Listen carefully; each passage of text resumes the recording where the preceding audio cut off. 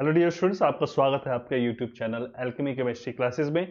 आज हमारे पास एक क्वेश्चंस आपके लिए जेईई मेन का क्वेश्चंस है 2023 6 अप्रैल का एक क्वेश्चन है कि if the radius of the first orbit of hydrogen atom is a naught, then de Broglie wavelength of the electron in the third orbit is. तो इसमें कौन सी ऑप्शन है? तो इसके लिए आपको छोटी सी एक डेरिवेशन समझनी है। अब जैसे इन्होंने कहा डी ब्रॉगली वेवलेंथ, तो सबसे पहले डी ब्रॉगली वेवलेंथ की अगर हम बात करेंगे तो नंबर ऑफ वेवलेंथ किसके बराबर था, वो आपको फॉर्मूला याद रखना है। तो इस इक्वेशन के बेस पे जो सर्क्यूमफेरेंस है दैट इज 2 पाई आर किसी ऑर्बिट का, और नंबर ऑफ किसके बराबर होना चाहिए, डायरेक्टली प्रोपोर्शनल होना चाहिए नंबर ऑफ वेवलेंथ के।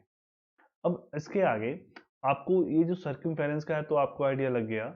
अब इसके बाद यहाँ पे आर की रेडियस की वैल्यू क्या बताई हुई है। If the radius of the first orbit of the hydrogen atom is a not, तो यहाँ पे जो आर की वैल्यू है वो किसके बराबर है, ए नॉट के बराबर।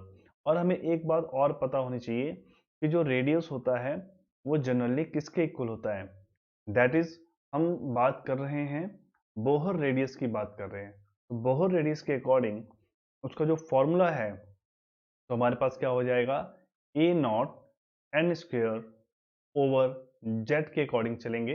अब हाँ, क्योंकि ये हाइड्रोजन एटम है तो यहाँ पे जेड की वैल्यू क्या होगी, क्योंकि जेड यहाँ पे आपका एटॉमिक नंबर है तो जेड की वैल्यू हो जाएगी 1। और एन, क्योंकि नंबर ऑफ ऑर्बिट की बात कर रहे हैं तो ये कौन सा ऑर्बिट है, थर्ड ऑर्बिट है, तो एन की वैल्यू यहाँ पे 3 है। तो आप यहाँ पे एन की वैल्यू 3 पुट करेंगे। ठीक है, तो अब चलते हैं इस पे। तो एन की वैल्यू आपने 3 पुट करनी है तो आर की वैल्यू आपके पास आएगी, आर की वैल्यू आपने पुट करनी है, एन की वैल्यू यहाँ पे फिर से 3 पुट करनी है आपने। तो आइए देखते हैं। तो एक इक्वेशन ये है हमारी और ये दूसरी इक्वेशन है, तो दोनों इक्वेशंस को हम कंबाइन करते हैं, उसके बाद देखते हैं क्या होता है। हमारे पास क्या आ जाएगा, क्योंकि वेवलेंथ के बेस पे हमने इसकी कैलकुलेशंस करनी है, इस बात का हमने ध्यान रखना है। तो लैम्डा इज इक्वल टू हम क्या लिख सकते हैं, 2 पाई आर ओवर एन, और आर की वैल्यू पुट कर दो आप 2 पाई एन, और आर की वैल्यू क्या है, that is a naught n square over Z. Okay, तो अब ये जो जेड है इसको एज इट इज रहने देते हैं, यहाँ पे जो स्क्वेयर है एन स्क्वेयर है, ठीक है, इसका एक स्क्वेयर एक एन से कैंसिल कर सकते हैं। ठीक है, तो हमारे पास यहाँ पे आंसर क्या आ जाएगा, हमारे पास आएगा 2 पाई ए नॉट एन, क्योंकि यहाँ पे जेड की वैल्यू अगर हम 1 पुट कर रहे हैं, ठीक है, तो जेड की वैल्यू 1 पुट करेंगे तो हमारे पास आएगा 2 पाई ए नॉट एन। तो इसकी वैल्यू आप पुट कर सकते हैं।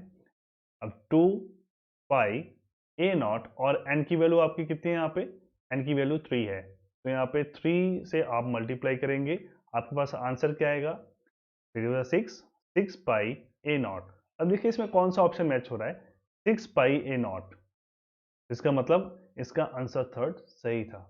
अगर आपको जेई, ये कौन सा क्वेश्चन था, मैं फिर से कह रहा हूं, ये जेई मेन का क्वेश्चन है 2023 6 अप्रैल सेकंड शिफ्ट का क्वेश्चन है।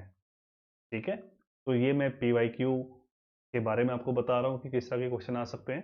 अगर आपको वीडियो अच्छी लगती है तो आप इसको लाइक कीजिए, आपकी इस तरह की और वीडियो मैं लेकर आऊँगा और जो कॉन्सेप्ट होंगे आपके लिए करूँगा।